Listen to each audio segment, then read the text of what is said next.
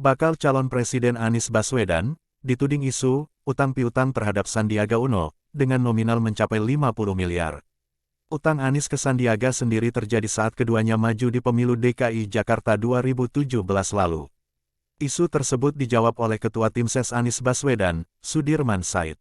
Sudirman Said pun mengakui, kalau memang ada perjanjian di antara keduanya.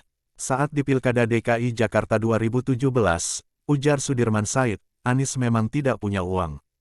Kemudian ada perjanjian utang piutang dengan Pak Sandi dan Pak Anies. Karena pada waktu itu, Pak Anies tidak punya uang, ujar Sudirman Said, dikutip dari Suara.com, Senin, tanggal 6 Februari tahun 2023.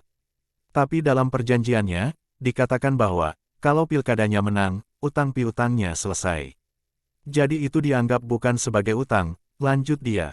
Sementara itu, dia tidak pernah mendengar soal isu perjanjian Pilpres antara Anies Baswedan dengan Prabowo Subianto. Namun dirinya mengungkapkan, kalau saat itu, Prabowo sempat berdiskusi agar Anies bersedia jadi wapres pendampingnya.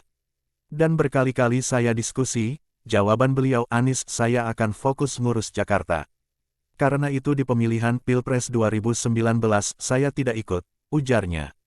Karena itu, pada waktu wawancara Mata Najwa kalau tidak salah, diputar-putar ulangkan, bahwa dia Anies tidak akan menjadi penghalang Pak Prabowo, akan terus duduk menyelesaikan tugas di Jakarta, dan itu sudah ditunaikan, sambungnya. Oleh karena itu, Sudirman mengaku tidak tahu apa yang dimaksud Sandiaga Uno, terkait perjanjian politik antara Anies dengan Prabowo.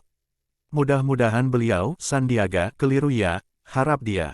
Isu perjanjian utang ini, diungkap oleh bekas tim ses Anies Baswedan Sandiaga Uno saat maju Pilkada DKI 2017, yakni Waketum Golkar, Erwin Aksa. Ia mengatakan, ada perjanjian surat pinjaman senilai 50 miliar oleh Anies kepada Sandiaga, di mana, ini diungkapkan Erwin dalam podcast di akun YouTube Akbar Faisal. Jadi yang punya logistik kan Sandiaga Uno.